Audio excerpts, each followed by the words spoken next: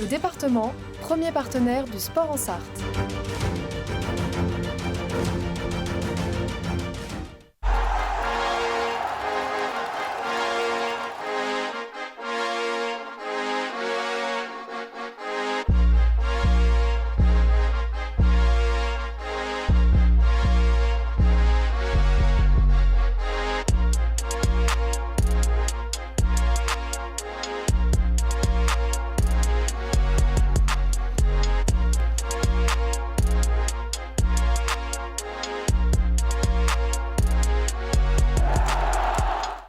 Bonsoir à toutes et à tous, bienvenue dans LMFC Zone pour une émission particulière. On ne débriefe pas de rencontre, on fait cette fois un avant-match. Et oui, puisque Le Mans FC affronte Dunkerque pour clôturer cette 20e journée de Ligue 2. Pour en parler autour de la table, Marc Moreau du Maine Libre, bonsoir. Bonsoir Antoine. Lucien Chapeau du Ouest France. Salut Antoine. Lucien. Merci à tous les deux d'être sur le plateau d'LMFC Zone, sur LMTV Sarthe, je vais y arriver avec les LM. On parle tout de suite de cette rencontre donc, messieurs, avec le Mans FC qui affronte Dunkerque. Donc, choc de haut de tableau, hein. On devrait se régaler ce soir à Marie-Marvin. Ouais, théoriquement, plus que sur les deux dernières rencontres, parce que le bloc de Dunkerque joue plus haut, aime avoir le ballon, aime proposer du jeu et des idées, ce qui n'était pas forcément le cas alors de Nancy encore moins, mais même de Rodez dans une certaine mesure. Donc je pense que le match pourrait être un peu plus intéressant et ça, c'est une super rencontre, en tout cas un point d'écart, 4e contre 5e ou 5e contre 6e peut-être. Mais je pense que ça va être plus sympa que les deux dernières rencontres. Ouais, solide adversaire, hein, avec Dunkerque, 3e meilleure attaque du championnat, c'est costaud. Ouais, 35 buts marqués et l'un des meilleurs buteurs aussi avec Thomas Robinet.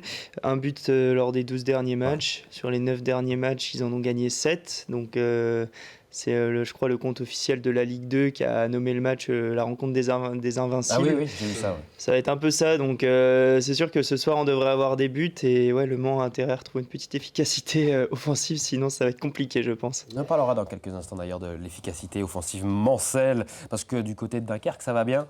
Avec notamment 6 buts inscrits sur les 2 derniers matchs. On a posé la question à coach Patrick Videra avant cette rencontre notamment. Il nous parle de son futur adversaire Dunkerque. On sait que ça va être un match très difficile face à une très très belle équipe, une équipe qui avec Saint-Étienne est une des équipes qui aime avoir le plus de temps de possession, mais également une équipe qui marque la moitié de ses buts en transition.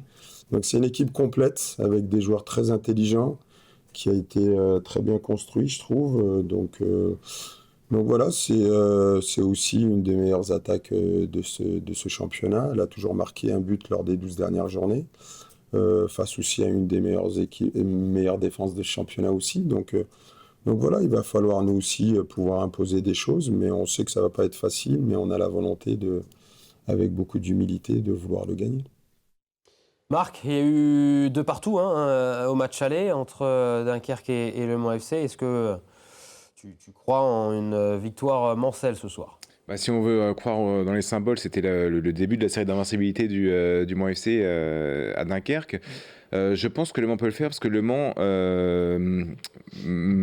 est meilleur que ce qu'il veut montrer sur des blocs bas, comme ça a été le cas contre Nancy et contre Rodez. Donc on va parler de l'efficacité offensive dans quelques instants, mais moi je suis pas inquiet. On voit bien que contre Rodez, quand ils encaissent un but, 5 minutes après, ils arrivent à marquer. Donc Le Mans sait encore marquer, sait comment faire, mais joue peut-être un peu pour une raison que j'ignore, avec le frein à main quand le résultat est vierge, ou en tout cas le résultat est nul pendant le match. Donc moi ça m'inquiète pas si Dunkerque marque 2 buts. Je pense que Le Mans est capable d'en marquer 3. Donc je suis pas forcément inquiet par rapport à ça.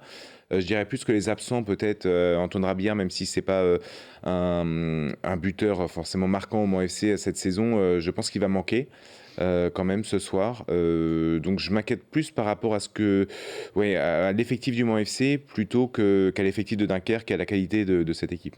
Marquer 3 buts, on l'a fait 2 fois cette saison. Saint-Étienne lors du premier match, Guingamp, effectivement, et contre Saint-Étienne, et une fois en Coupe de France. Alors bon, s'ils peuvent éviter d'en prendre 2, je pense qu'ils seront contents, mais en tout cas, je pense que voilà, il n'y a pas d'inquiétude à avoir si Le Mans conseille l'ouverture du score, à se dire ils n'ont pas marqué depuis plusieurs matchs, ça va être dur. Non, je pense que Le Mans a encore les capacités de renverser des situations. Lucien, victoire possible pour les Manceaux ce soir ?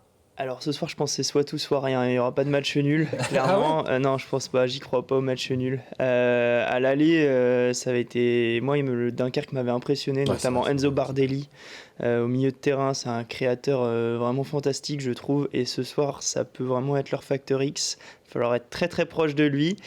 Et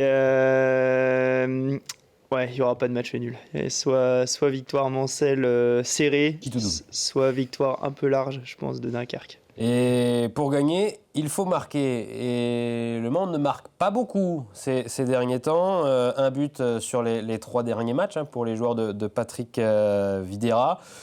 Peut-on parler de problèmes offensifs ? On a là aussi posé la question à Patrick Vieira en conférence de presse d'avant-match. Selon le coach Manceau, le problème est au niveau mental. On l'écoute. Aujourd'hui, on est capable d'avoir un état d'esprit incroyable et défensivement, il faut qu'on ait exactement le même état d'esprit offensivement. De pouvoir avoir beaucoup plus de joueurs dans la surface, de pouvoir être des morts de faim dans la surface, tous les ballons qui passent devant. On a fait 23 centres et comme je leur ai dit, c'est pas simplement un problème d'attaquant. Parce que je leur ai dit, mes attaquants doivent sentir qu'on doit avoir des MR dans la surface, qu'on doit avoir aujourd'hui des pistons dans la surface, qui se sentent moins esselés en fait. Donc c'est ça. Et puis après, aujourd'hui, je le dis, souvent on est incapable de taper sur nos attaquants quand on ne marque pas de but.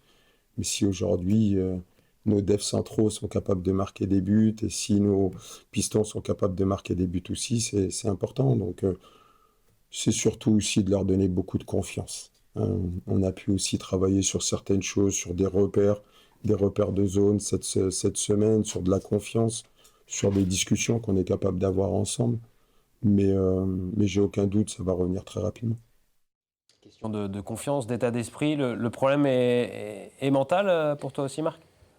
Je sais pas, honnêtement, j'ai du mal un peu à analyser ce jeu à réaction. En fait, c'est pas la première fois que ça arrive, mais là, à Rodez, c'était vraiment marquant, quoi. C'est-à-dire que Le Mans domine à Dunkerque. C'était ça toute la saison, finalement. Le Mans domine à 70%, concède un but et juste après arrive à égaliser. Donc ça veut quand même dire que, oui, je pense que c'est un blocage mental. Je pense que c'est je sais pas, ça joue pas petit bras, disait hier Patrick Vieira en conférence de presse. C'est vrai, on peut pas dire l'inverse, mais peut-être un peu timide, je sais pas. Ce que je sais, c'est que je suis pas forcément inquiet, parce que Le Mans est très bien placé au championnat, mais j'espère que c'est que mental, parce que alors c'est pas forcément plus facile à régler, mais en tout cas, ils peuvent avoir les ressources pour le faire. Il y a aussi un mercato hivernal qui n'est pas terminé. Est-ce que Le Mans va se renforcer dans ce secteur-là avec peut-être un buteur un peu plus décisif qu'un étalement des compétences comme c'est le cas en ce moment dans le secteur offensif du Mans FC. Donc je ne sais pas. Ce que je sais, c'est que si Le Mans continue à être aussi solide défensivement comme c'est le cas, il n'y a pas besoin de marquer 3 buts par match, quoi. Alors peut-être qu'on ne peut pas tout avoir et que pour l'instant, c'est pas si mal. C'est vrai que Le Mans, Lucien, est l'équipe du top 8 qui marque le moins. Et si on se dit que si on règle ce problème, il y a des belles choses à aller chercher d'ici la fin de la saison. Ah oui, il y a des très très belles choses. Et puis, Patrick Vieira n'a de cesse de le répéter, mais certains petits buts, on ne parle pas de 10 buts, on parle de 5 buts cette saison. S'ils avaient été marqués, Le Mans serait à la hauteur de 3. Donc, c'est des petits matchs nuls qui auraient pu être des victoires. Et voilà, ça change tout. Après, est-ce que c'est un attaquant qu'il faut recruter sur le papier ? Oui, c'est ce qui semble le plus logique. Ou est-ce qu'il faut un milieu technique avec du talent et capable de créer des situations que Le Mans n'arrive pas à avoir actuellement ? C'est aussi un débat. Et c'est des rumeurs actuelles qui semblent circuler. Donc, en fait, c'est ce que le coach attend de Martin Rossignol, par exemple. Ce côté un peu détonateur. Qui pour l'instant ne fonctionne pas à 100%, c'est pas grave de le dire, mais je pense que c'est le profil que Le Mans attend. Milan Robin y parvient aujourd'hui, je trouve, mais on parle de 23 centres, c'est très bien, mais 23 centres, s'il n'y a personne au bout, on peut en faire 40, ce sera le même résultat. Et ça, Patrick Vieira le sait mieux que moi, donc je lui apprends rien. Mais c'est vrai que c'est parfois frustrant de voir ces centres comme ça, c'est presque parfois un aveu de faiblesse de faire un centre en disant je n'ai pas de solution ailleurs, on va tenter de la mettre dans la boîte. Mais il faut du monde dans la surface, comme on l'a dit, comme Patrick Vieira l'a dit. À Rodez, il y a 2 occasions où Le Mans est à plus de 3 dans la surface. Il y en a une où il marque, quoi. Donc c'est quand même un lien assez fort. Ce qui est étonnant, c'est surtout, j'ai l'impression que sur les dernières rencontres, après, c'est pas que moi qui le dis, c'est aussi la statistique, la réussite des centres Manceau, elle diminue vraiment. On ne trouve plus de personnes dans la surface, enfin de moins en moins. C'est-à-dire qu'on a perdu la taille de William Arrow. C'est ça aussi, ça aide pas. Mais après, et la tête, là, il y a la tête d'Antoine Rabillard aussi qui n'est plus là, qui est quand même son meilleur atout finalement. Il y a eu des bonnes nouvelles pour Antoine Rabillard. Ça serait moins de 3 semaines visiblement. On espère le retrouver d'ici 2 semaines. Antoine Rabillard victime d'une petite lésion donc. Mais effectivement, il manque peut-être un peu d'insouciance, comme alors on revient sur William Arrouz, qui tout n'était pas parfait, bien évidemment, mais cette insouciance qu'il a devant le but, cette non-crainte de rater, c'est ce qui manque aujourd'hui, je trouve, au Mans FC. Il y a un peu ça chez Dame Gay, mais qui est un peu esselé parfois dans ses choix, et qui sont pas, des choix ne sont pas toujours les meilleurs de sa part, mais il manque, Armand Ndouguet était un peu ce rôle-là il y a quelques années au Mans FC, alors c'était pas le même niveau. C'était du national, mais c'était un peu cet attaquant qui mettait 12-13 buts par saison, quoi. Aujourd'hui, au Mans, il n'y en a pas. Ça doit être Damgay, je pense. Il doit être à 5 ou 6 buts. 5 buts. Et William Arrouz, deuxième meilleur buteur à 4. Voilà, 5 buts, 20 journées. Le deuxième meilleur buteur, c'est un joueur qui n'est plus là depuis 2 mois. Alors, encore une fois, moi, je préfère ça. Parce que ça veut dire que s'il y a William Arrouz qui se blesse, derrière, il y a des joueurs qui sont capables de faire, qui sont capables de le remplacer comme il faut, plutôt que d'avoir un joueur sur lequel tu mises tout et si après il sort, t'es mal, quoi. Donc je pense que par rapport, encore une fois, on se répète, mais par rapport à ce que Le Mans peut offrir en termes de budget, c'est quand même peut-être pas loin du maximum de ce qu'ils peuvent donner. Une semaine décisive. Parlons de cette semaine importante pour Le Mans FC, qui après son match face à Dunkerque ce soir se déplacera du côté de Troyes, le leader de ce championnat de Ligue 2 avant d'aller en Coupe de France face à Reims. Et le match important aussi pour les supporters manceaux, c'est évidemment le derby début février. Et notamment donc, ces 2 prochains matchs, Dunkerque et Troyes. Ça, ce sont des adversaires du haut du tableau. Marc, je lisais dans les colonnes du Main Libre, c'est toi qui écrivais ce papier. Le Mans est bon face aux grosses écuries du championnat. Mais ouais, une seule défaite dans le top 8 contre Montpellier, avec la défaite qu'on sait, la 90 plus 8 après avoir égalisé la 90 plus 3. Donc oui, mais c'est pour ça que je disais tout à l'heure que je ne suis pas forcément inquiet. Alors peut-être que Dunkerque sera largement supérieur ce soir, mais je ne suis pas inquiet dans la capacité du Mans FC à regarder cette équipe droit dans les yeux. En fait, j'ai du mal à croire à une valise, alors peut-être que je me trompe, mais je pense que Le Mans est capable de lutter. Non pas forcément de gagner ou de ramener le point de vue, mais de lutter. Donc oui, contre les équipes du top 8, parce que Le Mans se transcende, parce qu'il y aura un peu de monde ce soir quand même à Marie-Mervin. On espère un peu plus de 10 000, ce serait bien, ce serait mérité. Ils sont peut-être un peu en dessous, mais... Non, je pense qu'ils peuvent le faire, et semaine décisive, mathématiquement non, mais en tout cas très importante par la force des choses. À partir du moment où tu joues un 8e de Coupe de France, le derby, le leader et le 5e qui est juste devant toi à 1 point. Le leader qui a perdu un peu sur le le voit leader qui a perdu, le Red Star qui a fait match nul. Donc forcément, samedi prochain, 7 février à 16h au coup de sifflet final de Le Mans-Laval, moi, je suis convaincu que Le Mans aura beaucoup plus de certitude sur sa fin de saison, quoi. C'est sûr que évidemment, si tu restes invaincu, là, tu es clairement un candidat au moins au barrage. Si tu prends 2-3 points, je pense que tu l'es aussi. 4 points sur les 2 prochains matchs, c'est possible ? C'est possible, et ce serait... Une victoire à nul. Ouais, une victoire à nul, ce serait vraiment des très très bons résultats quand même, vu les équipes que Le Mans affronte. Dunkerque, faut le rappeler quand même, c'est une équipe qui a mis 3-0 à Pau, 3-0 au Red Star. Il gagne 1-0 dans la lutte, comme ça peut être le cas de Mans FC. C'est ça, c'est pour ça moi qui me fait un petit peu peur, c'est quand elle gagne, cette équipe, elle gagne bien. Elle met des petites roustes.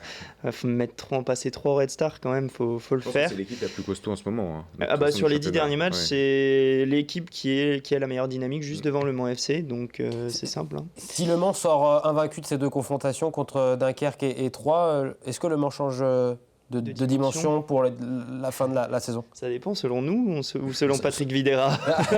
Selon toi d'abord. Selon moi, non. ce sera une confirmation finalement que Le Mans, comme l'a dit très justement Marc, étant réussi face aux équipes du top 8, est à sa place actuellement.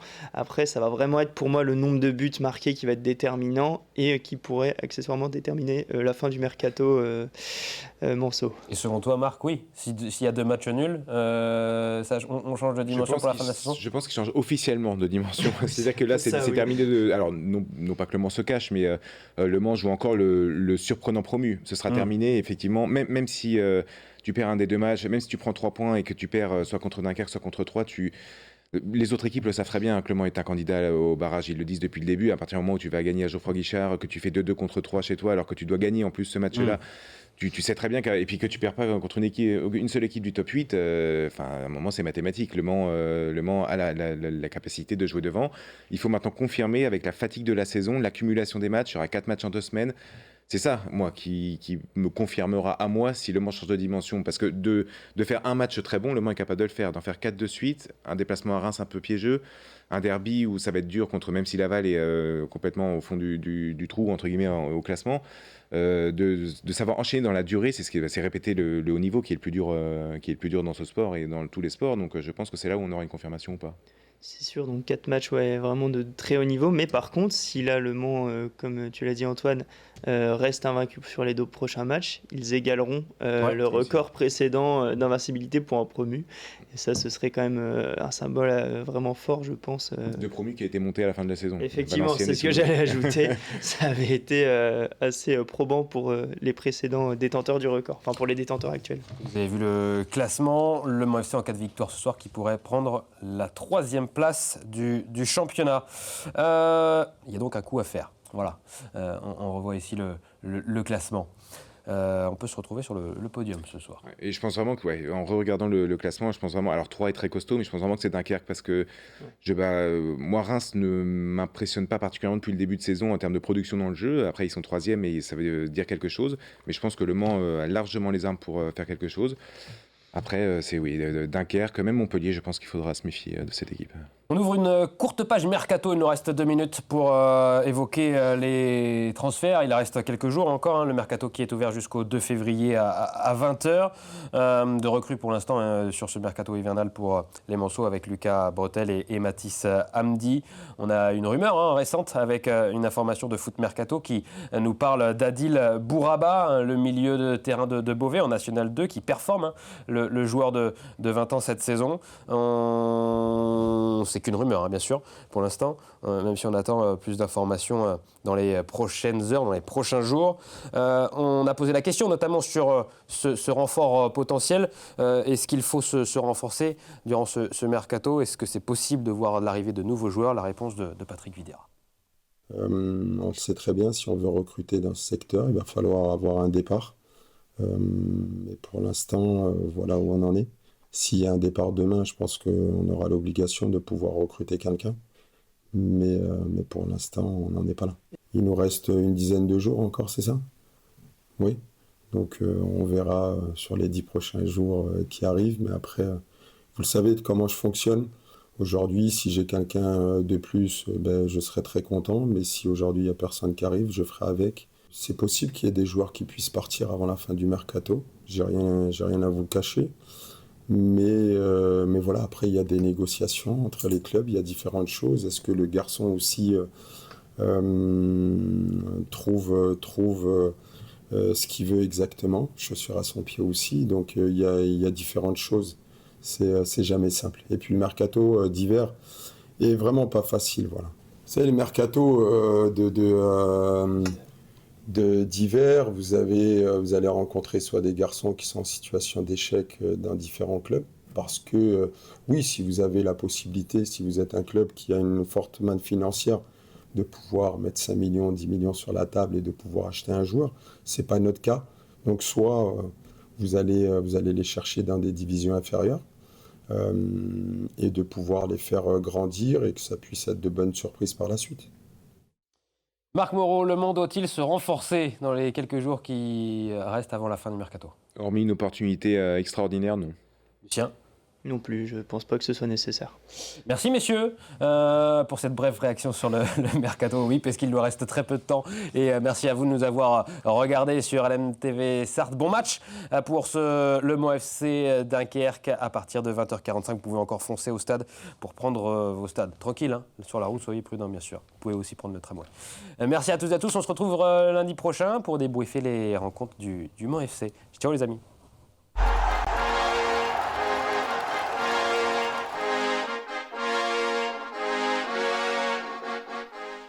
Le département, premier partenaire du sport en Sarthe.